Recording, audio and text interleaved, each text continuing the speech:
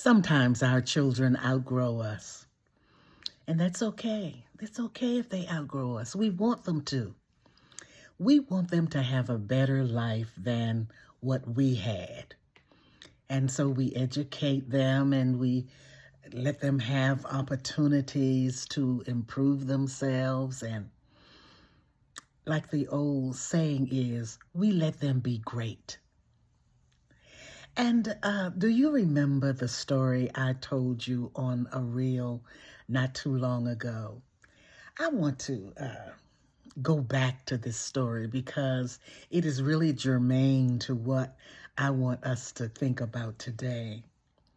And the story was like this. There was a woman who was a widow. Her husband had passed, I guess, 10 years, about 10 years prior to that.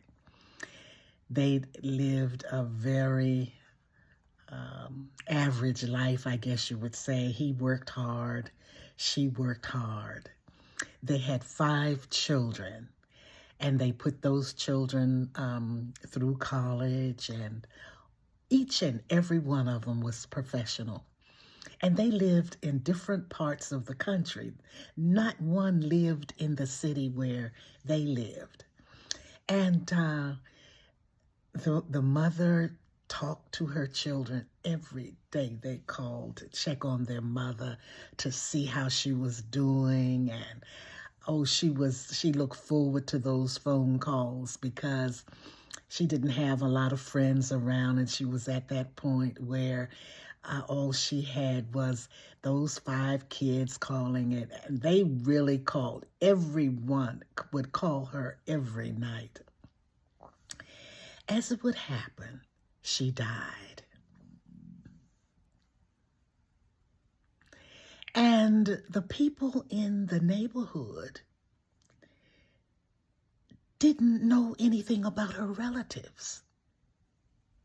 One woman down the street remembered that she had spoken of a daughter who lived in Philadelphia.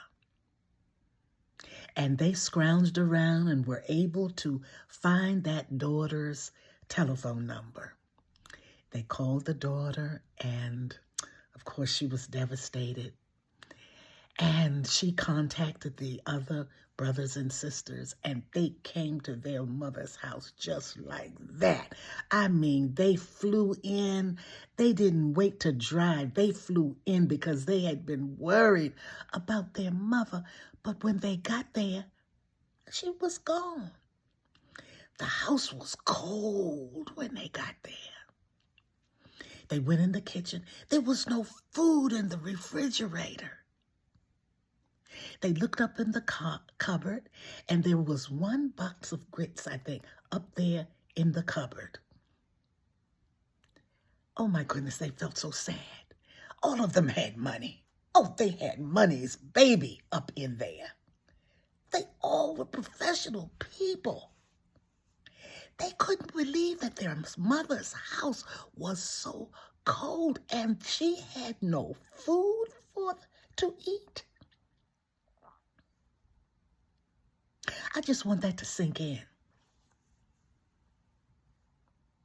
Because there are children, adult children, who do not visit their parents. And of course, talking on the phone is not enough, is it? Because you know how you do. I know how I can do. If somebody calls me on the phone, one of my children, I can make them sound like, I could make it sound like everything was just perfect with me. Oh, how you doing? Oh, everything's fine. You need anything? Oh, no, I don't need a thing. And you know you'd like to have some cookies or something, some ice cream. But that mother didn't say anything about what she needed. Perhaps if she had, they could have sent DoorDash. They could have sent anything that could bring her food. But she said nothing. Why? Because she didn't want to bother the children. But you know what? If those children had been attentive enough, if 1 or 2 had visited her on a regular basis, they would have known that she had no food.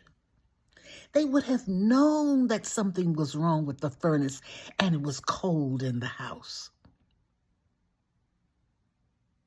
They would have understood that their mother had needs that were not met. Was she going to the doctor on a regular basis? Was she drinking water? Evidently not. How many nights did she go hungry? How was she eating? Oh, those children were devastated. They were devastated after the fact.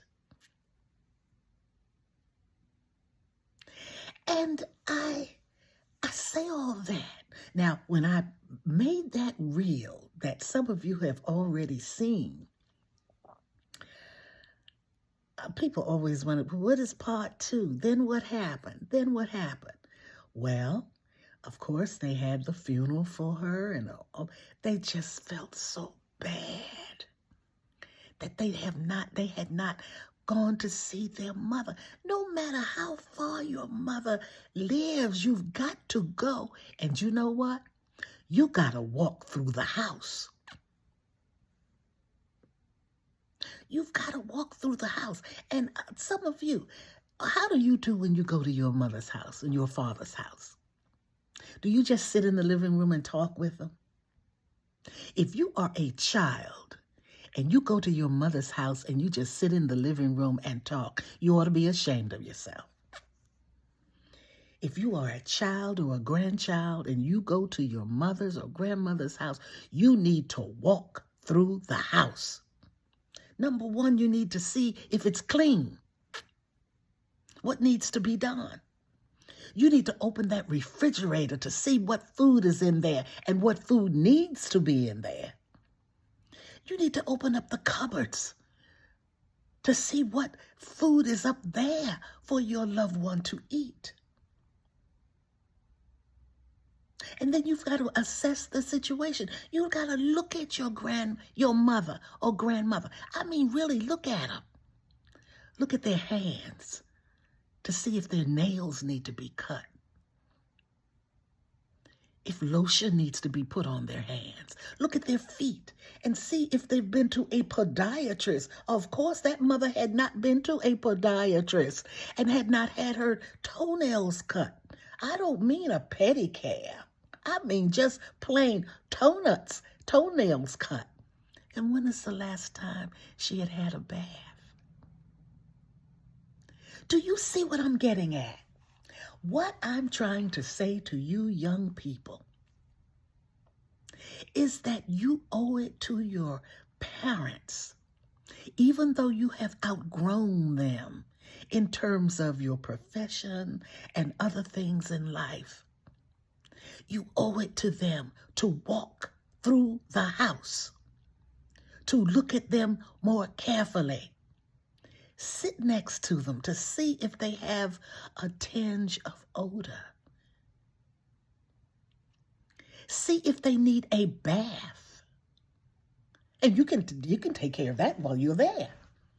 You can give them a bath while you're there, or a shower while you are there, or a wash up while you are there. What I'm trying to say to you is this. If you have parents who live alone, somebody needs to care. Somebody needs to care, and you need to be the one. If you can't be there, make certain that someone who cares walks through the house, looks at their body. Are there any sores on the body that she's not talking about? What about pain? Is your mother in pain? Your dad, is he in pain? What can you do to make their burden lighter? Yes. You have outgrown us. Our children have outgrown us. Sometimes you don't want to be around. If you come around, you sit way over on the other side of the room. You don't want to touch us. hug us, be with us. I admonish you. Take care of your parents. No matter what you feel about them, they are still your parents. And even if you can't be in that city, you need to find someone who can help you to take care of your parents.